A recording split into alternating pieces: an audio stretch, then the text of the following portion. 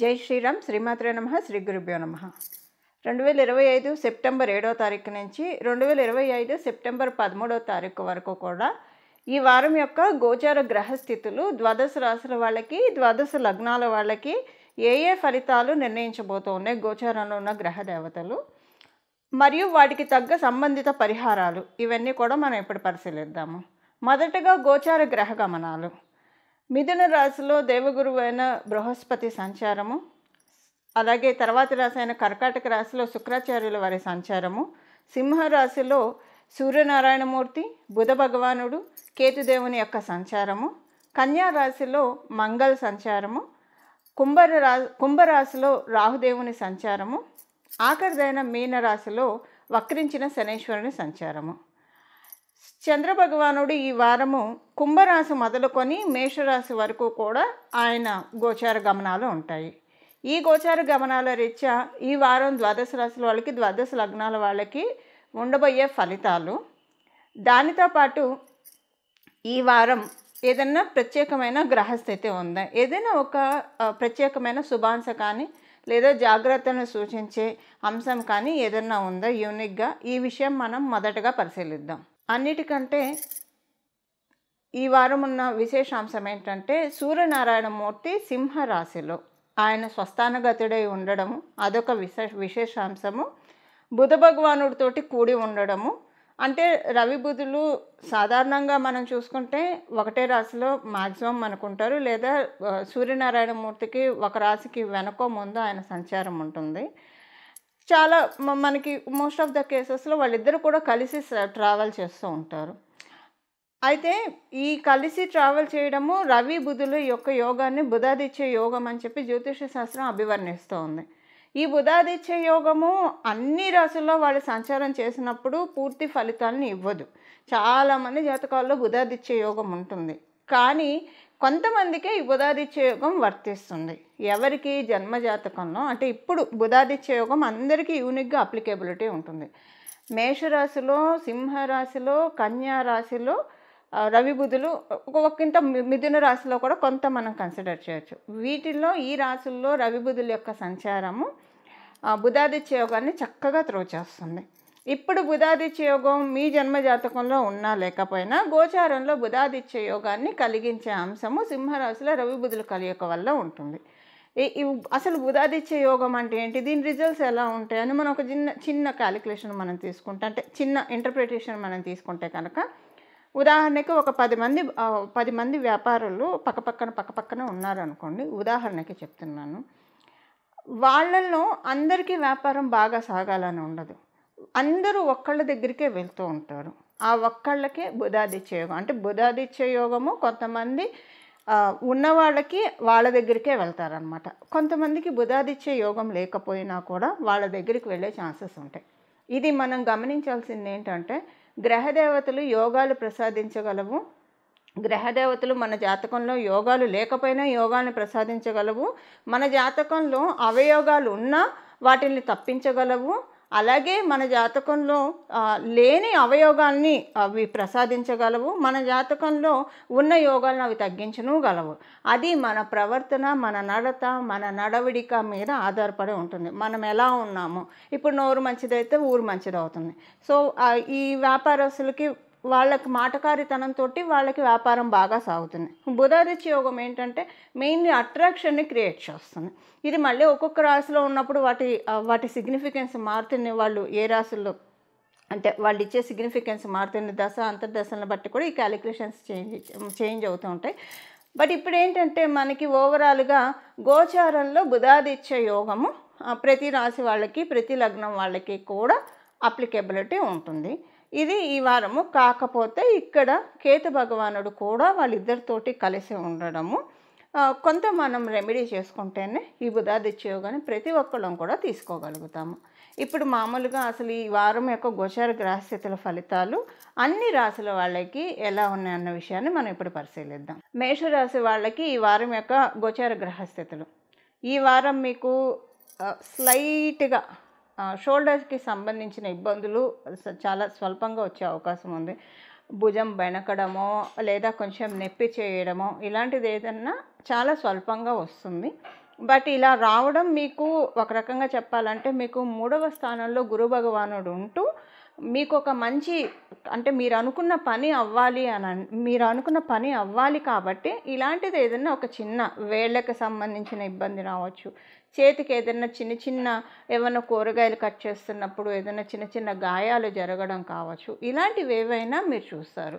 అంటే ఇప్పుడు సపోజ్ మీరు అంటే ఇప్పుడు కొంతమంది మగవాళ్ళు ఉంటారు, కొంతమంది ఆడవాళ్ళు ఉంటారు. ఇప్పుడు కుక్స్ని అలా పెట్టుకుంటే చేతులు కూరగాయలు కట్ చేసే అవకాశమే ఉండకపోవచ్చు. అప్పుడు చేతులు కాకపోతే భుజాలకి ఏదైనా చిన్న ఇబ్బంది కలిగే అవకాశం ఉంటుంది.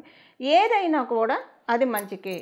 ఇక్కడ మీరు అనుకున్న పని అవుతుంది కాబట్టి మీకు ఇది ఒక ఇండికేషన్ నేచర్ నుంచి వస్తుంది. ఈ విషయాన్ని మీరు గమనించాలి. ఈ నేచర్ ఇచ్చే ఇండికేషన్నే ఇది గురు భగవానుడు మీకు అందించే ఆశీస్సులు అని కూడా అనుకోవచ్చు. దానివల్ల మీకు వచ్చే ఇబ్బంది కూడా ఏమీ ఉండదు. ఈ వారం కమ్యూనికేషన్ వైజ్ ప్రశాంతంగా ఉంటుంది. మేషరాశి మేష లగ్నంలో పుట్టిన వాళ్ళకి మీ కమ్యూనికేషన్ అనేది ఎవరు కూడా అంటే మౌత్ పబ్లిసిటీ ద్వారా బిజినెస్ చేసే వాళ్ళకి మౌత్ పబ్లిసిటీ ద్వారా బిజినెస్ జనరేట్ అవుతుంది. ఫ్రీలాన్స్ వర్క్స్ చేసే వాళ్ళకి చాలా మంచి శుభ సమయం. ఫోన్ ద్వారా ఏదైనా శుభవార్తలు అందుకుంటారు, వింటారు. ఫోన్ల ద్వారా శుభవార్తలు వింటారు ఈ వారం ఉన్న గోచార గ్రహస్థితుల రీత్యా.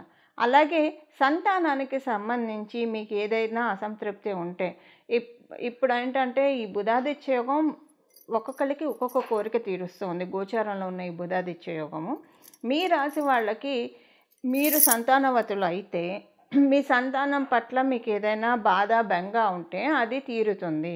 ఉదాహరణకి మీ సంతానము ఆరోగ్య విషయంలో మీకు ఏదైనా బెంగ ఉంటే అది తీరుతుంది ఈ వారము. లేదు అలా అంటే ఒక మంచి డాక్టర్ దొరికి మంచి మందు వీటి వల్ల, లేదు వాళ్ళ చదువు గురించి కావచ్చు, వివాహం గురించి కావచ్చు, లేదా వాళ్ళు ఉద్యోగస్తులైతే ఉద్యోగం, వ్యాపారస్తులైతే వ్యాపారం, ఇలా ఏది ఉన్నా కూడా అవన్నీ కూడా తీరుతాయి మీరు సంతానవతులు అయితే.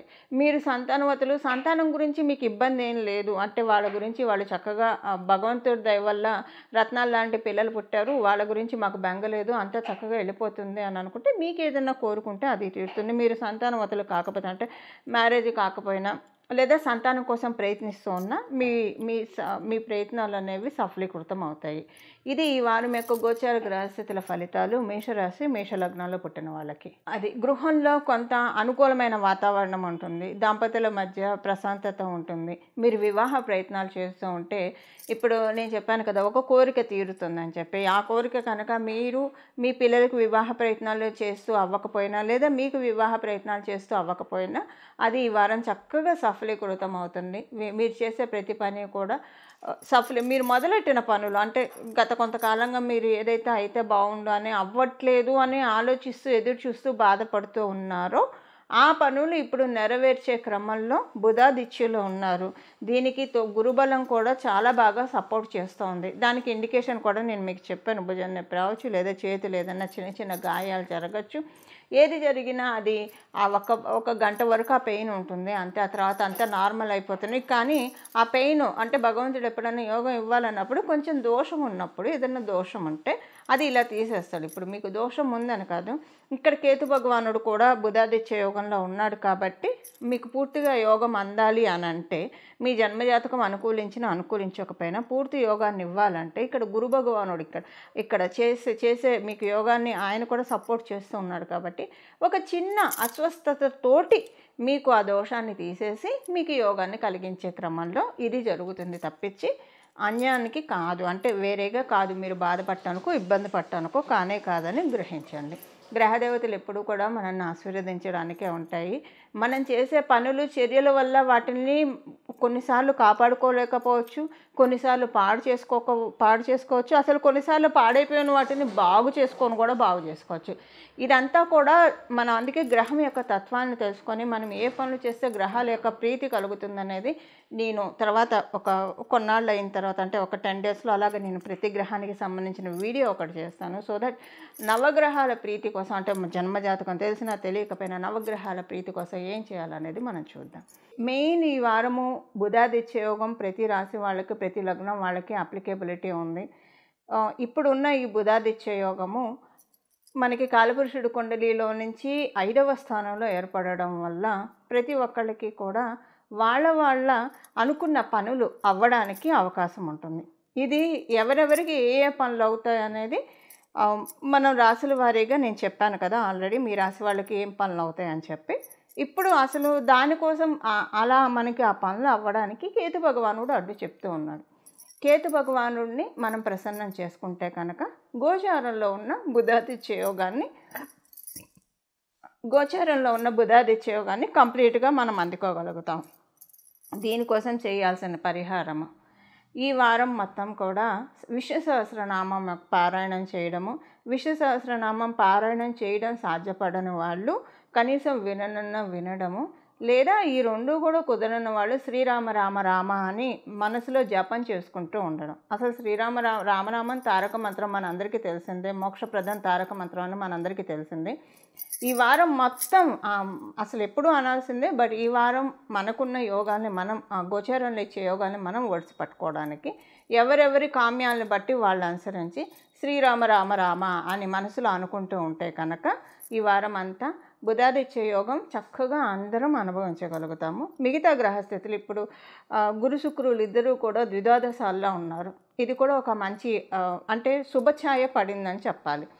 సింహరాశి మీద ఆచ్ఛాదన, శుక్రభగవానుడి యొక్క ఆచ్ఛాదన కూడా ఉంది. ఎందుకంటే ఇటు రాశిలో శుక్రాచార్యుల వారు ఉండడం వల్ల కర్కాటక రాశిలో వ్యయస్థానంలో, లాభస్థానంలో గురుడు ఉండడం, ఇది చాలా మంచి శుభ పరిణామం అని చెప్పాలి. ఇప్పుడు వచ్చే ఈ బుధాదిత్య యోగం, ఎన్నోసార్లు బుధాదిత్య యోగాలు కూడా గోచారంలో వస్తూ ఉంటాయి.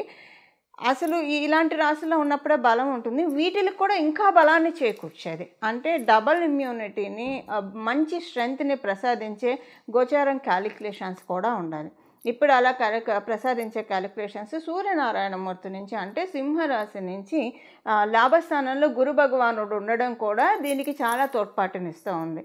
సో ఈ వారము భక్తి శ్రద్ధలతోటి శ్రీరామనామ జపాన్ని ఎవరైతే చేస్తారో ఈ వారం మొత్తం కూడా, మీరు విష్ణు సహస్రనామం రోజు పఠించే వాళ్ళు అయితే ఇక మీరు చూసుకోకర్లే. ఈ వారం రోజులు మీకు టెస్టింగ్ ఉంటుంది, మీరు చేసుకోలేకపోవచ్చు, ఏదో ఒక కారణాల వల్ల మీరు చేసుకోలేకపోవచ్చు. అందువల్ల ఖచ్చితంగా చేసుకోవడానికి ప్రయత్నించండి. ఇన్నాళ్ళు చేసుకున్న ఫలితము వస్తుంది, ఇప్పుడు చేసుకోవడం వల్ల రెట్టింపు ఫలితాన్ని మీరు తీసుకుంటారు. వినడం కానీ చదవడం కానీ. కొంతమందికి అంటే ఎందుకు చదవలేరు, రెగ్యులర్గా చదివేవాళ్ళు ఎందుకు చదవలేరు అంటే, మీరంతా చదవాలని సంకల్పం పెట్టుకున్నా ఏవో కానీ అనివార్య కారణాలు రావచ్చు. అంటే అమంగళాలు చెప్పుకోవడం ఎందుకు, ఏదన్నా వినకూడని వార్త విని మీ గోత్రీకులు ఏదన్నా ఒక పెద్దవాళ్ళు ఎవరైనా ఇది ఒక 11 రోజులు అశౌచం ఇలాంటివి ఏమైనా ఉండే అవకాశం కూడా ఉంటుంది. ఎందుకంటే కేతు భగవానుడు అడ్డు చెప్తున్నాడు కాబట్టి. సో వీటన్నిటినీ మనం అధిగమించాలంటే నామజపానికి ఎప్పుడూ తప్పు ఉండదు. గీతాచార్యులు వారు చెప్పారు కదా, మనం ఏ భగవంతుని చూసుకున్నా చెప్పేది సర్వకాల సర్వవ్యవస్థల్లో వాళ్ళని ధ్యానించమనే భగవంతుడు మనకి చెప్పాడు. అసలు మనకి జీవితాన్ని ఇచ్చింది అందుకని. కాబట్టి నామజపానికి ఎలాంటి తప్పు లేదు. కాబట్టి హాయిగా శ్రీరామ రామ రామ, మీరు విష్ణు సహస్రనామం చదువుతూనే ఉన్నారనుకోండి, ఇలా కూడా అనుకోండి, చక్కగా ఇంకా మంగళాలు జరుగుతాయి. అలాగే రాత్రిపూట ఇప్పుడు ఈ బుధాదిత్య యోగం జరుగుతూ ఉన్నప్పుడు లాభస్థానంలో గురు భగవానుడు కూడా ఉండడం వల్ల, గురు భగవానుడు అంటే సాక్షాత్ మేధా దక్షిణామూర్తి స్వామివారు, అలాగే శంకరుడు అని మనకి పరాశర సంహిత అభివర్ణిస్తోంది. దీంతోపాటు బుధాదిత్య యోగంతో పాటు కాస్త ఆర్థిక పుష్టిని కూడా మనం కలిగించుకోవాలంటే శివ శివ శివ శివ అని సాయంత్రం అయిన దగ్గర నుంచి, అంటే రెండవ దినంలో పొద్దునపూట అయిపోయిన తర్వాత సాయంత్రం నుంచి శివ శివ శివ శివ శివ అన్న నామమే దానికి అర్థమే శుభాల్ని కలిగించేవాడు. శివ అంటే అర్థం శుభం అనే అర్థం, శుభాన్ని కలిగించేవాడు కాబట్టి ఆయన్ని మనం శివ శివ శివ అని అంటూ ఉంటాం.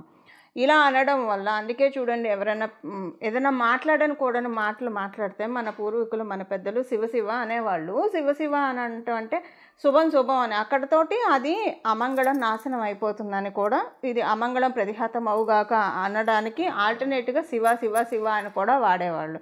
అంటే అంత శివ అన్న నామాన్ని మనం పట్టుకుంటే సన్మంగళాన్ని ఆయన మనకి కురిపిస్తారు. ఇలాగా రామనామాన్ని అనుసంధానం చేస్తూ అలాగే శివనామాన్ని కూడా మనం జపించడం వల్ల శివకేశవుల ప్రీతికి మనం పాత్రలం అవుతాము.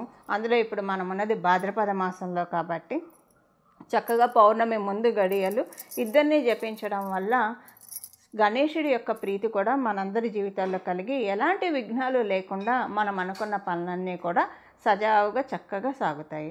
ఇలా మనందరి జీవితాల్లో సకల మంగళాలు కలగాలని చెప్పి మనందరి తరఫున మనస్ఫూర్తిగా శివకేశవులు ఇద్దరినీ కూడా ప్రార్థిస్తూ మంగళం. నమో భగవతే వాసుదేవాయ.